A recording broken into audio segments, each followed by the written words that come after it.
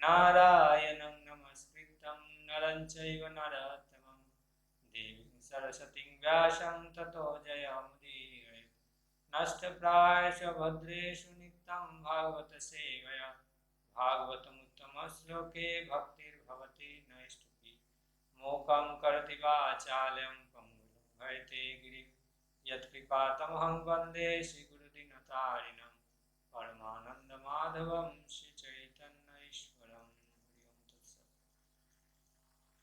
नमो विष्णुपादाय कृष्णापृष्ठाय भूतले श्रीमते जयपताका स्वामिनिति नामिने नमाचार्य पादाय निताय कृपाप्रदाय गौरपतकान्ताय। हरे कृष्णा। श्री ब्रह्मा स्तुति का श्रीमद् भागवतम से जो हम लोग श्रवण कीर्तन कर रहे हैं, आज उनका 8वां दिन है। आज की भागवत कक्षा में आप सबको स्वागत है। वैसे मेरा प्रयास यही है कि खुद का शुद्धिकरण के लिए कृष्ण लीलाओं का वर्णन करना, तो आप सबका कृपा याचना करते हैं। मेरा सशब्द प्रणाम। तो अभी तक हम लोग चर्चा किए थे कि ब्रह्मा जी को समझ में आया कि कुछ तो गड़बड़ी है। ब्रह्मा जी जब एक क्षण बाद गोवत्स और गोप बालकों को अपना योगमाया के द्वारा योग निद्रा में सुला के आए और आकर देख रहे हैं कि इसी प्रकार से सब कोई खेल रहे हैं, तो देखकर ब्रह्मा जी आश्चर्यचकित हो गए। और फिर आज श्रीमद् भागवतम का 10वां स्कंध, त्रयोदश अध्याय और श्लोक संख्या 44, कैंटो 10 चैप्टर 13 और श्लोक नंबर 44 यहाँ से शुरू करेंगे। एवं सम्मोहयन् विष्णु विमोहं विश्वमोहनम शयैव मायया जपि स्वयमेव विमोहितः। चूंकि ब्रह्मा ने सर्वव्यापी भगवान कृष्ण को जो कभी मोहित नहीं किए जा सकते, अपितु संपूर्ण ब्रह्मांड को मोहित करने वाले हैं, मोहित करना चाहा, इसलिए वो स्वयं ही अपनी योग शक्ति द्वारा मोह में फंस गए। एवं सम्मोहयन् विष्णु, अर्थात भगवान श्री विष्णु को सम्मोहन मोह में डालना चाहते थे, जो कि विष्णु सर्वव्यापी भगवान है। तो कृष्ण, भगवान श्री कृष्ण वहां है, उसको मोह में डालना चाहिए। और विमोहम, जिसको कभी भी मोहित नहीं कर सकते हैं हम लोग मोहित किसको कर सकते हैं? जो शक्ति में कम होते हैं, जिससे मेरा शक्ति ज्यादा है, उसको मोहित कर सकते हैं। लेकिन जिसका शक्ति अपार, उसको किस प्रकार मोहित करेंगे? तो इसी प्रकार बंगाली में एक कहावत है कि चालाकी द्वारा महत् कार्य है ना। तो वैसे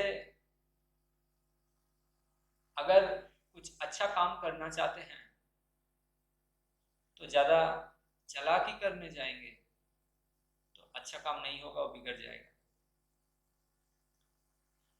बहुत अच्छा एक कहावत है। वैसे सारा दार्शनिक वैज्ञानिक सब कोई चाहते हैं कि कृष्ण को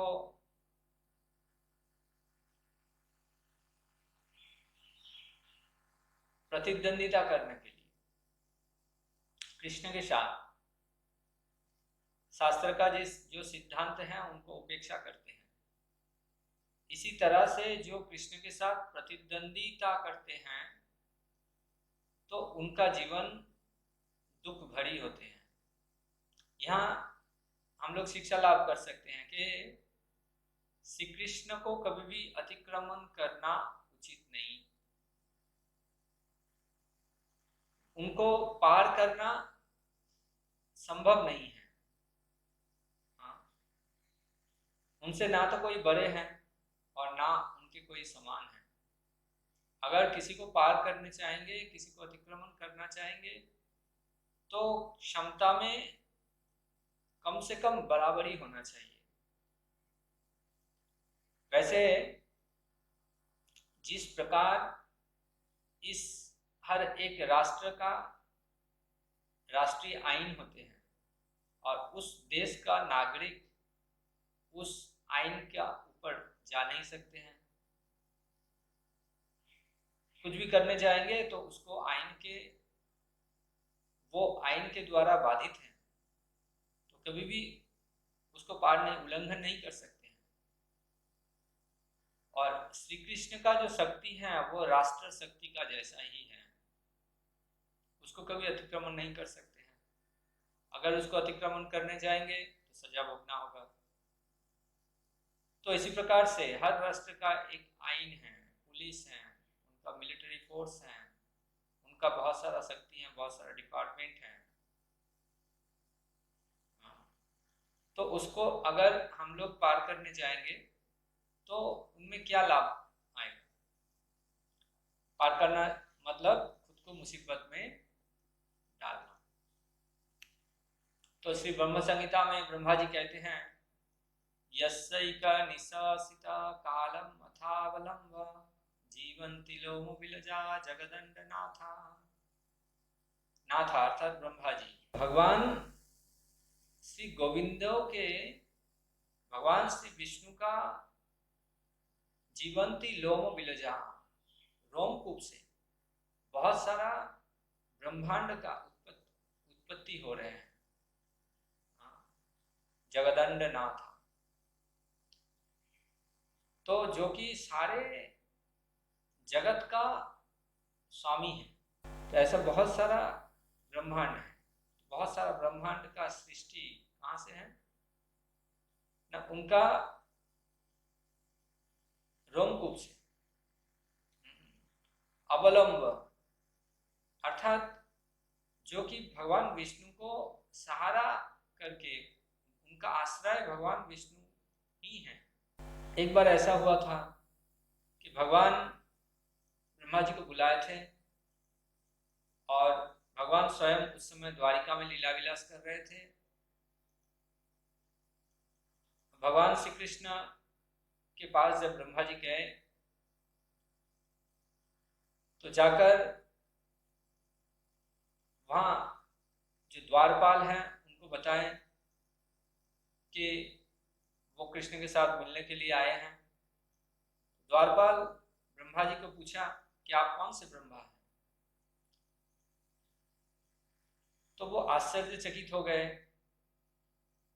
और फिर ब्रह्मा जी जब भगवान श्री कृष्ण के साथ भेंट करते हैं तो उन्होंने पूछते हैं कि इसका अर्थ क्या है, क्या बहुत सारे ब्रह्मा हैं? और भगवान श्री कृष्ण तब थोड़ा मुस्कुराए और मुस्कुराहट के साथ बहुत सारा ब्रह्मांड से ब्रह्माओं को बुलाए थे। तो ये देखकर ब्रह्मा जी आश्चर्यचकित हो गए और लज्जित हो गए। और उन्होंने देखा कि बहुत सारा ब्रह्मा, इस ब्रह्मांड का जो ब्रह्मा है वो तो चतुर्मुखी है और बहुत सारा सहस्त्रमुखी, किसी का 100 मुख है, किसी का सहस्त्र मुख है, बहुत सारा मुख है, पंचमुख है। तो इस प्रकार से बहुत सारा ब्रह्माओं को दर्शन किए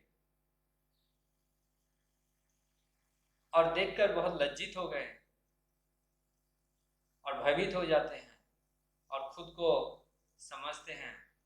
जिस तरह से हाथी का पाल में एक मच्छर होते हैं, उसी तरह खुद को समझने लगे। तो भगवान श्री कृष्ण को इस प्रकार कैसे ब्रह्मा जी मोहित कर सकते हैं? तम्यं तमवनैहारं चद्यतार्चिरिवाहनि महति तरमास्वैश्यं निहन्तात्मनि युञ्जतः। जिस तरह अंधेरी रात में बर्फ का अंधेरा तथा दिन के समय जुगनू के प्रकाश का कोई महत्व नहीं होता, उसी तरह निकृष्ट व्यक्ति की योग शक्ति महान शक्तिशाली व्यक्ति के विरुद्ध प्रयोग किए जाने पर कुछ भी नहीं कर पाती, उल्टे उस निकृष्ट व्यक्ति की शक्ति कम हो जाती है। यहाँ ब्रह्मा का जो माया शक्ति है वो तिरस्कृत किया गया। तो जो महाशक्ति है उनके पास कभी भी अपना क्षमता प्रदर्शन नहीं करना चाहिए। स्वाभाविक तौर पर हम लोग देखते हैं, अगर कोई मिलिट्री में जॉब करते हैं या पुलिस डिपार्टमेंट में हैं, तो एक साधारण व्यक्ति के साथ अगर उनका कोई देश होते हैं, कुछ झगड़ा होते हैं, तो अगर उन्होंने कुछ बड़ा सारा कुछ करने का प्रयास करते हैं, उनको अगर शिक्षा देने की कोशिश करते हैं, वो एक साधारण मनुष्य होकर एक पुलिस ऑफिसर या मिलिट्री में जो काम करते हैं या अच्छा बड़े ऑफिसर होते हैं जिसका आईनी हाथ थोड़ा लंबे हैं, एक साधारण मनुष्य अगर उनको चाहेंगे कि उनको कुछ सजा देंगे तो फल कुछ विपरीत ही होते हैं, उनको ही भोगना पड़ते हैं। ठीक उसी प्रकार ब्रह्मा जी भगवान का शक्ति को कल्पना नहीं कर पाए और अपना माया के द्वारा भगवान को मोहित करना चाहे थे, तो इसका फल में ब्रह्मा जी को ऐसा लज्जित होना पड़ा। वैसे इस्कॉन या गौड़ीय जो संस्था है, हम सब ब्रह्मा जी का परंपरा से आते हैं। तो कोई सोच सकते हैं ब्रह्म संप्रदाय में है, ब्रह्म मध्य गौड़ीय संप्रदाय के अंदर हम लोग आते हैं, तो कोई सोच सकते हैं ब्रह्म संप्रदाय में होकर ब्रह्मा जी से वो संप्रदाय शुरू हुआ है और किस तरह से निंदा कर सकते हैं ब्रह्मा जी का। ये एक प्रकार का गुणकीर्ति है, ये निंदा नहीं। ऐसे ब्रह्मा जी जैसा महान जो गुण संपन्न व्यक्ति हैं, तो उनका भी अगर कुछ मिस्टेक्स हैं, कुछ गलतियां हैं, तो वो हम सबको शिक्षा देने के लिए होते हैं।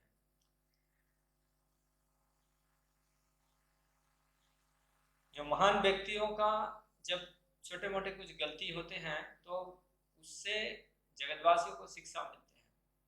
यहाँ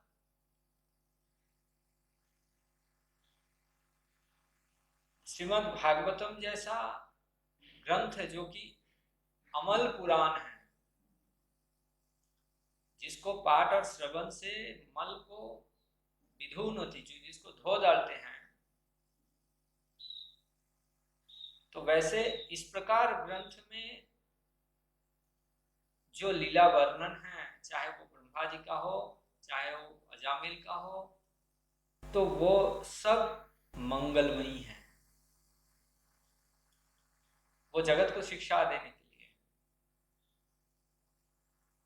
हम लोग श्रीमद् भागवतम का पहला शुरुआत में देखते हैं, पहला स्कंद में, कि परीक्षित महाराज शिकार में जाते हैं और जाकर एक जगह में देख रहे हैं, एक गुफा में, कि वहां की समीक ऋषि ध्यान में हैं और उन्होंने वहां गए तो उनको आदर सम्मान नहीं किए। तो परीक्षित महाराज उनके गले में एक मृत सर्प दे दिए, और जब उसका बेटा श्रृंगी वहां आए, ब्राह्मण बालक, तो देखकर गुस्सा में आकर परीक्षित महाराज को अभिशाप दे दिए। वैसे परीक्षित महाराज का जो ये गलतियां था इसका फल में क्या हुआ? सुखदेव गोस्वामी से भगवत सुनने को मिला, और जो कि परम मंगलमयी है।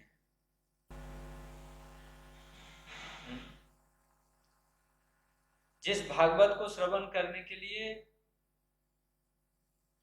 नारद मुनि स्वयं वहां उपस्थित थे, जिस भागवत को सुनने के लिए महान संत लोग वहां उपस्थित थे, और उस भागवत से हम सब का हृदय का मल दूर हो जाते हैं। राजा रघुगण जब पालकी में जा रहे थे, उस समय उनका पालकी को कंधा देने के लिए जड़भरत को चुना गया, और जड़भरत ठीक से चल नहीं पा रहे थे। वास्तव में रास्ते में जो चिट्टियां हैं, कीड़े मकोड़े हैं, उनको देखते देखते जड़भरत जा रहे थे, और जब इस प्रकार से चल रहे थे तो उनका पैर का स्टेप थोड़ा इधर उधर पड़ रहा था और पालकी थोड़ा हिल रहा था, और राजा रघुगण गुस्सा में आकर उनको निंदा करने लगे। तो जड़भरत का जो ये गलतियां हैं, राजा रघुगण के साथ साथ हम सबको भी शिक्षा देते हैं। ऐसा महान संतों का जो ऐसा गलतियां होते हैं, वो हम जैसे तुच्छ बद्ध जीवों को शिक्षा देने के लिए, लेकिन हम लोगों का कुछ गलतियां अगर होते हैं तो उसका परिणाम दुखद ही होते हैं। तो ब्रह्मा जी जब ये सारा घटना देख रहे थे, तावत् सर्वे वत्सपालः पश्यतोह जस्य तत्क्षणात् बद्रिष्यन्त घनश्यामः पीतकौशेयवाससः। ब्रह्मा जब इस प्रकार से देख रहे थे भगवान श्री कृष्ण का इतना दिव्य लीलाओं को,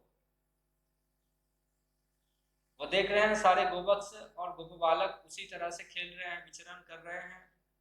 इस प्रकार से जब देख रहे थे तो उनके समक्ष में सारे गोवत्स और गोप बालक श्याम विग्रह और पीतवर्ण रेशम के वस्त्र पहने हुए देख रहे थे। तुरंत ही सारे बछड़े तथा उन्हें चलाने वाले बालक नीले बादलों की रंग वाले स्वरूप में पीले रेशमी वस्त्र पहने हुए प्रकट होने लगे। ब्रह्मा जी भगवान श्री कृष्ण का विभूति को देख रहे हैं।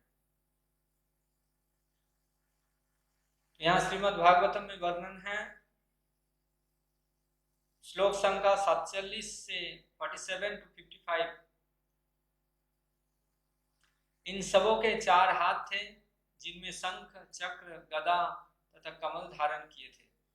वो अपने सिरों पर मुकुट पहने थे, उनके कानों में कुंडल और गलों में जंगली फूलों के हार थे। उनके वक्षस्थलों की दाहिने और के ऊपरी भाग में लक्ष्मी का चिन्ह था। वो अपनी बाहों में बाजूबंद शंख जैसी 3 रेखाओं से अंकित गलों में कौस्तभ मणि तथा कलाइयों में कंगन पहने थे। उनके टखनों में पायजब थी, पावों में आभूषण और कमर में पवित्र करधनी थी। वो सभी अत्यंत सुंदर लगने लगे थे। तो भगवान का वर्णन किया जा रहा है यहाँ, कितना सुंदर देखने में लग रहा था सबको, क्योंकि सभी विष्णु तत्व हैं, सभी कृष्ण तत्व हैं, सभी कोई कृष्ण है, और अपना स्वरूप को दिखाएं ब्रह्मा जी को। अंघ्रिमस्तकमापूर्णा तुलसी नावदामभि कोमलै सर्वगात्रेषु भूरि पुण्यावदर्पितैः। अंघ्रि मस्तकम, अंघ्रि मस्तकम अर्थात पैर से सर तक भगवान का सारा शरीर अपूर्ण पूर्ण रूप में सज्जित थे। किस तरह से सज्जित था? तुलसी नवदाम भी, नवीन तुलसी पत्र की माला के द्वारा, भगवान के गले में तुलसी पत्र का माला था और वो तुलसी पत्र भी नया, नवीन तुलसी पत्र। पांव से लेकर सिर तक उनके शरीर के सारे अंग तुलसी दल से बने ताजे मुलायम हारों से पूरी तरह सज्जित थे, जिन्हें पुण्य कर्म श्रवण तथा कीर्तन द्वारा भगवान की पूजा में लगे भक्तों ने अर्पित किया था। तो तुलसी जो होते हैं बहुत ही शुभ माने जाते हैं और तुलसी महारानी की जो व्यक्तित्व हैं वो बहुत ही खास है।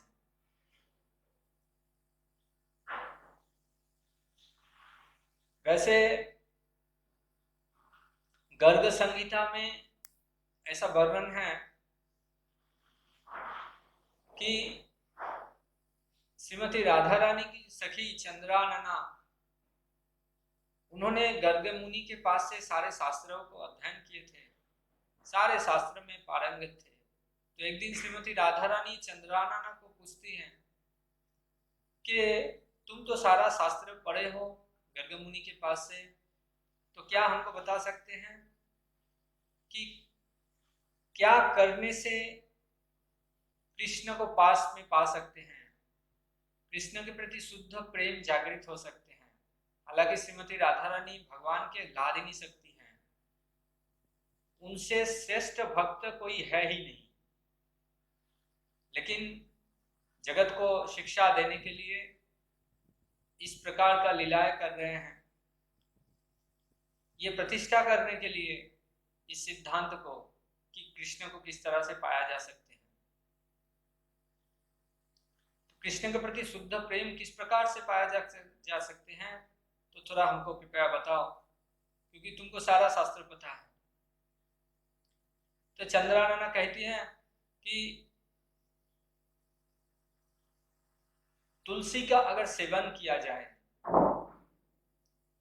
भगवान का परम प्रिय है तुलसी। भगवान कहते हैं कि अहम भक्त पराधीनः, मैं अपना भक्तों का वश में रहता हूं, और भगवान श्री कृष्ण श्री हरि का परम भक्त हैं तुलसी महारानी। तो इस प्रकार से 6 महीनों तक श्रीमती राधा रानी ने तुलसी सेवा की, और किस प्रकार से तुलसी महारानी का सेवा करना चाहिए चंद्रानना ने बताए। उस प्रकार से व्रत किए 6 महीनों तक, ब्राह्मण को भोजन करवाए, दान दिए, तुलसी महारानी को बहुत अच्छी से सेवा किए। तो फिर तुलसी महारानी उनके समक्ष प्रकट हो गए अपना स्व शरीर में। प्रकट होकर उनको कहने लगे कि तुम साक्षात भगवान की आह्लादिनी शक्ति हो, कि तुम्हारे जैसे शुद्ध भक्त तो है ही नहीं।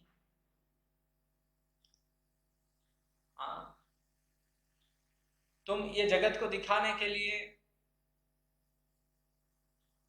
ऐसा व्रत किए, तो तुम्हारी जो मन वासनाएं हैं वो पूर्ण होगी। इस प्रकार से श्रीमती राधा रानी को आलिंगन किए तुलसी महारानी। तुलसी महारानी की सेवा के द्वारा कोई कृष्ण प्रेम पा सकते हैं, शुद्ध कृष्ण प्रेम प्रदायिनी तुलसी महारानी। ब्रह्म वैवर्त पुराण में वर्णन है कि तुलसी का बहुत सारा पत्ते होते हैं, शाखाएं होते हैं। कोई अगर वहां से एक तुलसी पत्ता भगवान श्री कृष्ण का चरण में अर्पित करते हैं, तो जितना पत्ते होते हैं उनका वंश में, उनका पूर्व उतना जनरेशन उद्धार हो जाते हैं। श्रील प्रभुपाद भी तुलसी सेवा के बारे में भक्ति रसामृत सिंधु में बताए कि स्कंद पुराण की महिमा यहाँ वर्णन किए गए हैं, जिसका दर्शन से पाप और रोग नाश हो जाते हैं, जिसको स्पर्श करने से शुद्ध हो जाते हैं ये शरीर, और और जिसमें पानी सिंचन करने की फल से सारा भय दूर हो जाते हैं, और जिसको रोपण करने से भक्ति लाभ होते हैं।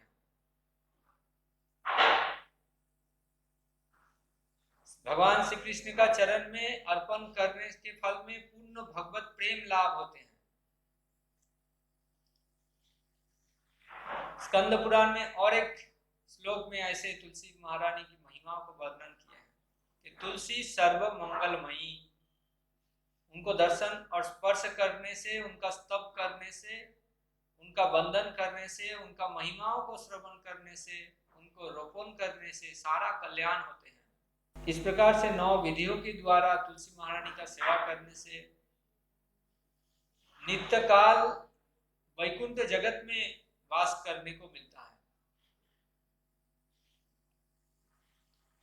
श्रील प्रभुपाद बहुत ही महत्वपूर्ण इसके ऊपर बहुत ही जोर दिया है, तुलसी सेवा के ऊपर।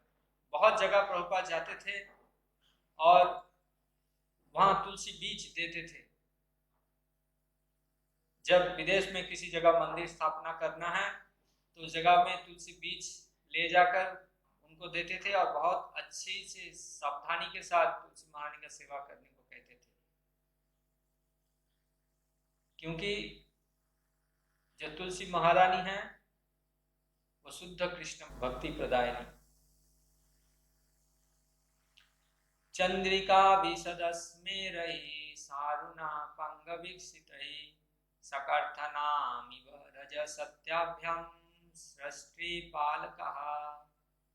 वो विष्णु रूप जो जगत चंद्रमा के बढ़ते हुए प्रकाश के तुल्य थे, अपनी शुद्ध मुस्कान तथा अपनी लाल लाल आंखों की तिरछा चित्तवत के द्वारा अपने भक्तों की इच्छाओं को मानो रजगुण एवं तमगुण से उत्पन्न करते तथा पालते थे। तो यहाँ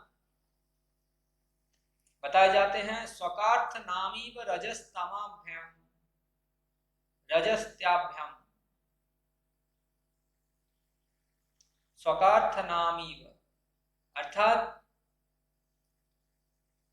जो कि अपना भक्तों का जो मनवासनाएं हैं उनको पूर्ण करते हैं। भक्तों का मनवासना जो होते हैं वो केवल भगवान का सेवा, उनको संतुष्टि विधान। रजस्ता सत्याभ्याम, रजह सत्याभ्याम, वास्तव में ये रजगुण नहीं है, ये जागतिक रजगुण नहीं है। इस शब्द का अर्थ है प्रेम। जड़ जगत में रजगुण है काम और क्रोध।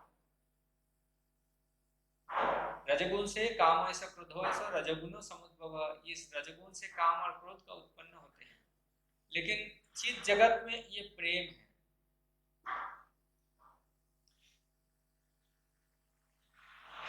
सकार्था नामीव अर्थात इसका अर्थ है सेवा की आग्रह। भक्तों का मनवासनाओं को पूर्ण करते हैं। वासना क्या है? मोरोई अभिलाष विलास कुंज दियवास। भगवान श्री हरि का धाम में वास करने का वासना रहते हैं।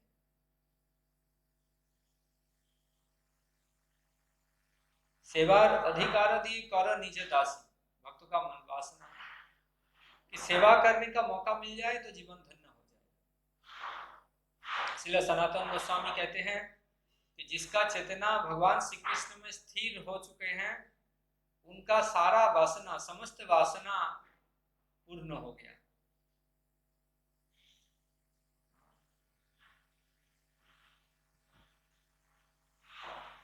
भक्तों का वासना केवल भगवान श्री कृष्ण को संतुष्टि करना है।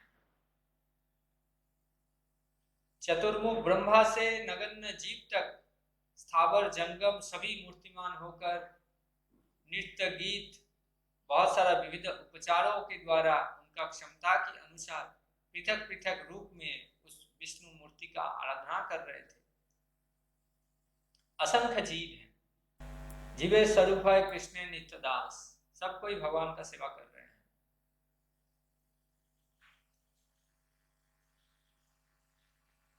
तो वैसे कोई अपना परिवार का सेवा कर रहे हैं, कोई देश का सेवा कर रहे हैं, सब कोई सेवा में व्यस्त है। जब कोई ऑफिस में नौकरी करते हैं तो उनका ये लक्ष्य होते हैं किस तरह से उसको धीरे धीरे पदोन्नति होगा, प्रमोशन होगा। ठीक उसी प्रकार से हम सबका जीवन का ये लक्ष्य होना चाहिए, किस प्रकार से हम लोग निम्न पद से उच्च पद में जाएंगे। और वो सर्वोच्च पद हैं भगवान श्री कृष्ण का शुद्ध भक्तियों को लाभ करना और वृंदावन धाम में भगवान का साक्षात सेवाओं को पाना।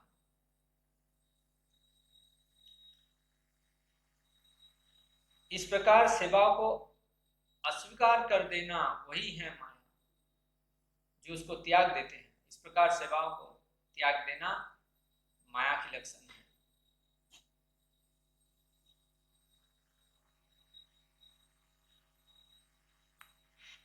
अकेला ईश्वर कृष्ण, बाकी सब धित, जारे जो इच्छे नाचाए से तो इच्छे करे नित्य। हर कोई अपना कर्मफल अपना गुण के अनुसार कर्म कर रहे हैं। भगवान उतना कृपालु हैं, जो जैसे चाहते हैं उनका मनोवासना इसी प्रकार से पूर्ण करते हैं। ब्रह्मा जी चाहे कि भगवान को थोड़ा परीक्षा करेंगे, उनका मनोवासनाओं भी पूर्ण किए। भगवान चाहते थे कि उसी समय उनको ब्रह्मा जी को अपना स्वरूप दर्शन करा सकते थे।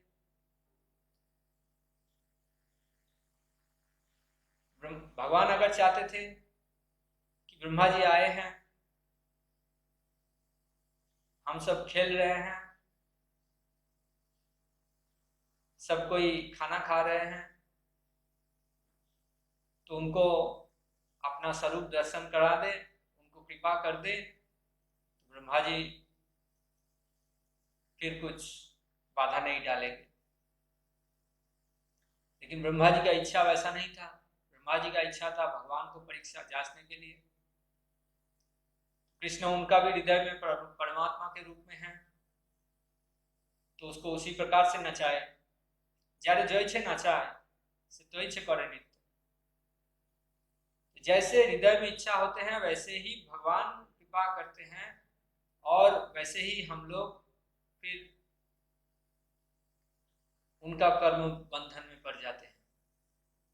ये स्वाधीनता, स्वतंत्रता भगवान कृष्ण ने दिए हैं, ताकि इस स्वतंत्रता को अगर भगवान की सेवा में नहीं लगाएंगे, बल्कि अगर हम लोग उसको अपना माया की सेवा में लगाएंगे, तो उसका फल ब्रह्मा जी जैसा ही भोगना पड़ेगा। ये ब्रह्मा जी शिक्षा दे रहे हैं। जीव जिस प्रकार से भगवान का आराधना करते हैं उसी प्रकार के रूप पाते हैं। वैसे इस जड़ जगत में बद्ध जीव देवताओं के द्वारा नियंत्रित होते हैं। उनको कभी कभी ग्रह नक्षत्र के प्रभाव भी कहते हैं। भगवत गीता में बताए गए हैं प्रकृति क्रियमाणानि, प्रकृति का नियम के अनुसार ये बद्ध जीव देवताओं द्वारा नियंत्रित होते हैं, और ये समस्त जीव विभिन्न प्रकार से कृष्ण का सेवा कर रहे हैं। और वो जब पूर्ण रूप में कृष्ण भावना भावित होते हैं तो उनका सेवा पूर्ण होते हैं। जिस प्रकार से एक फूल कुड़ी से लेकर धीरे धीरे बढ़ते हैं, प्रस्फुटित होते हैं धीरे धीरे, और जब वो पूर्ण रूप प्राप्त होते हैं और उसका जो मूल सौंदर्य है वो प्रकाश पाते हैं, और उसका सुगंध फैला देते हैं सारा वायु में, तो ये उनका चरम सौंदर्य है। इसी प्रकार जीव का परम सौंदर्य, जीवन का लक्ष्य यही होना चाहिए कि किस प्रकार भगवान का सेवा करके उनको संतुष्टि किया जाए। तो तब ब्रह्मा जी ने देखा कि काल, स्वभाव, संस्कार, काम, कर्म तथा गुण ये सभी अपनी स्वतंत्रता खोकर पूर्णतया भगवान की शक्ति के अधीन होकर स्वरूप धारण किए हुए थे और उन विष्णु मूर्तियों की पूजा कर रहे थे। तो सब कोई वहां भगवान विष्णु के प्रति समर्पित थे। श्री विष्णु को छोड़कर किसी का स्वतंत्रता नहीं है, अकेला ईश्वर कृष्ण, बाकी सब दैत्य, सब कोई उनका सेवा में लगे हुए हैं। तो शास्त्रों का वर्णन है, यस्तु नारायणं देवं ब्रह्म रुद्रादिदैवतैः समत्तेनैव वीक्षेत सपाषण्डी भवेत् ध्रुवम्। जो व्यक्ति ब्रह्मा, शिव आदि देवताओं को नारायण का समान समझते हैं वो एक पाषंडी है। भगवान कहते हैं कि सद असद जोनि जन्मसु, किसी का सत और असत स्वभाव सत्य, रज और तमगुण के संग प्रभाव से होते हैं। तो हम सबको धीरे धीरे ये प्रयास करना चाहिए कि सत्य गुण के स्तर पर किस तरह से पहुंचे और किस प्रकार से पहुंचेंगे। नष्ट प्रायसु अभद्रेषु नित्यम भागवत से, रोज अगर भागवत का श्रवण करेंगे, पाठ करेंगे, उसके बारे में चर्चा करेंगे तो रजो और तमगुण नाश हो जाते हैं। नष्ट प्रायसु अभद्रेषु, सारा अभद्रता, सारा जितना भी अपगुण है, रज तमगुण है, सब नष्ट हो जाते हैं और सिर्फ सत्वगुण बचे रहते हैं।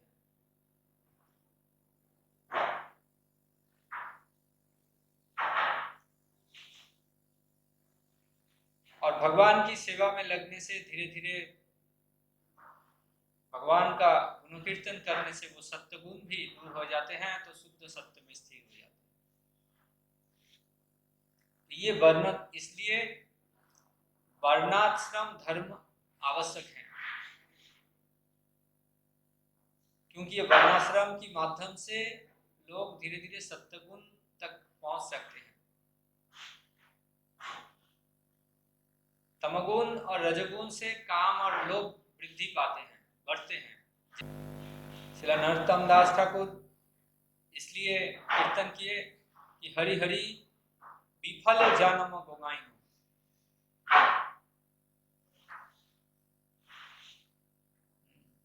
अगर भगवान का भजन नहीं कर रहे हैं, उनके बारे में बात नहीं कर रहे हैं, तो गोगाई मतलब सिर्फ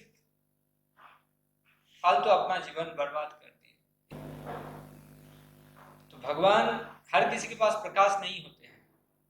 जो भक्ति में भगवान के साथ लगे रहते हैं तो उसी के पास प्रकाश होते हैं। नाहं प्रकाश सर्वस्व, हर किसी के पास, सबके पास प्रकाश नहीं होते हैं। जोगो माया समाप्त, अपना जोगो माया शक्ति के द्वारा वो खुद को कभी प्रकट करते हैं, कभी अप्रकट करते हैं। मूढ़हयम ना विजानति, जो मूढ़ व्यक्ति हैं वो कभी समझ नहीं सकते हैं, जो मूर्ख हैं। प्रभुपाद इसको गाधा कहते हैं। एक गाधा जिस प्रकार से थोड़े सी घास के लिए, श्रील प्रभुपाद बहुत सुंदर उदाहरण देते हैं, थोड़ी सी घास के लिए अपना मालिक का सेवा करते हैं। उनको ये पता नहीं अगर मैं बाहर चला जाऊंगा कितना घास हमको मिलेगा। वो समस्त विष्णु मूर्तियां शाश्वत असीम स्वरूपों वाली, ज्ञान तथा आनंद से पूर्ण एवं काल के प्रभाव से परे थे। उपनिषदों की अध्ययन में रत ज्ञानीजन भी उनकी महती महिमा का स्पर्श तक नहीं कर सकते थे।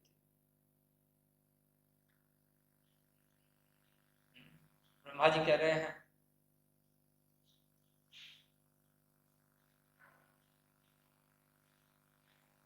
यहाँ वर्णन किया जा रहा है कि भगवान को जानने के लिए ज्ञान, शास्त्र ज्ञान और वैदिक ज्ञान के द्वारा भगवान को जान नहीं सकते हैं। भगवान जिसको कृपा करते हैं वही केवल भगवान को जान सकते हैं। ये बात उपनिषदों में भी वर्णन किए गए हैं। नायम आत्मा प्रवचनेन लब्ध्वा,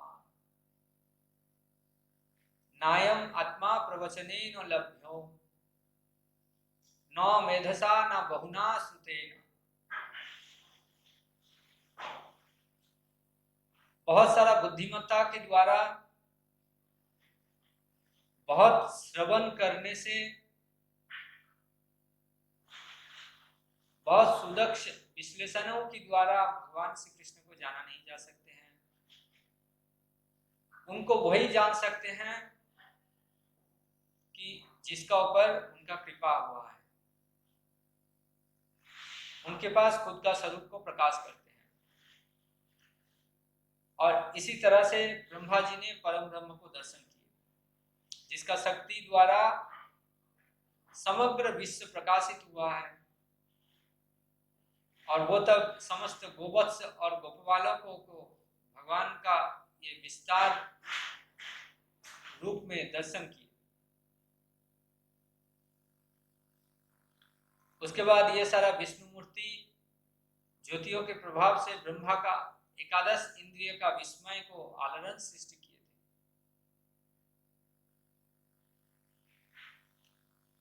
और भगवान की ऐसा अद्भुत विभूतियों को दर्शन करने से उनका हृदय में चिन्मय आनंद का अनुभव हुआ था। वो स्तंभित हो गए थे और खुद को ऐसा देख रहे थे कि ग्राम्य देवताओं के सामने जब एक शिशु खड़े रहते हैं एक पुतला की जैसी, ठीक उसी तरह खड़े हुए थे। ब्रह्मा जी का हृदय में दिव्य आनंद का अनुभव हुआ, चिन्मय आनंद का अनुभव हुआ और वो स्तंभित हो गए। उनका सारा इंद्रिय तब स्तब्ध हो गए थे, वो कुछ कह नहीं पा रहा था। वो सोच रहे थे कि वही केवल एकमात्र शक्तिमान है,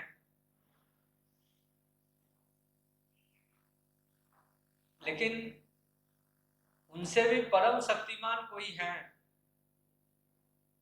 जब ये देखा तो उनका अपना गर्व चूर्ण हो गया था, नष्ट हो गया था। वैसे इस जड़ जगत में भी हम सबसे श्रेष्ठ कोई ना कोई है। ऐसा कोई हो ही नहीं सकते वो सबसे श्रेष्ठ हैं। किसी भी कला में बोलिए, ज्ञान में बोलिए, अपना सेवा में बोलिए, कोई भी किसी भी तरह से कोई श्रेष्ठ नहीं हो सकता। उनसे श्रेष्ठ तरह कोई ना कोई है।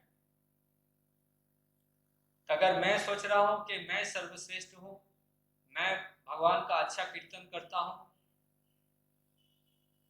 तो मैं अच्छा मृदंग बजाता हूं, मैं अच्छा मैनेजमेंट करता हूं, मैं अच्छा भगवत गीता का प्रचार करता हूं,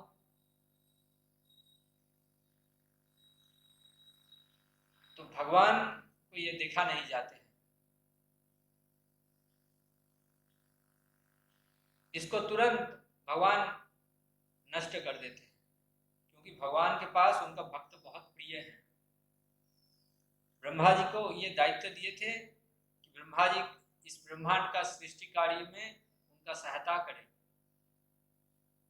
ब्रह्मा जी इस प्रकार से सेवा कर रहे थे, लेकिन उनका मन में भी गर्व आ गया कि वो सोच रहे थे कि वो परम शक्तिमान है, तो उनका गर्व चूर्ण कर दिए, नष्ट कर दिए। तो हम सबसे अधिक गुण संपन्न व्यक्ति कोई ना कोई है, और सबसे अंत में देखेंगे वो परम गुण संपन्न जो व्यक्तित्व हैं वो परमेश्वर भगवान श्री कृष्ण में है। उनसे सर्वश्रेष्ठ गुण संपन्न किसी में है ही नहीं।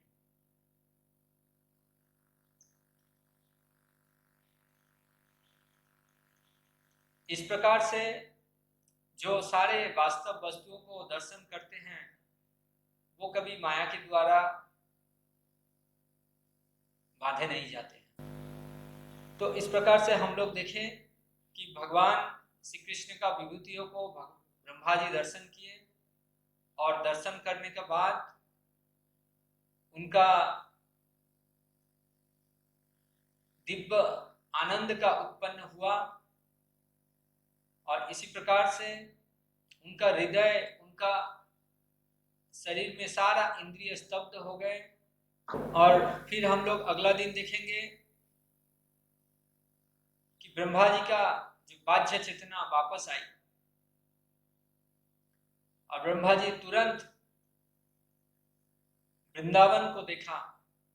तब ब्रह्मा जी वहां देखे कि परब्रह्म भगवान श्री कृष्ण ठीक उसी प्रकार एक शिशु का रूप लेकर अपना हाथ में दधि मिश्रित अन्नों को लेकर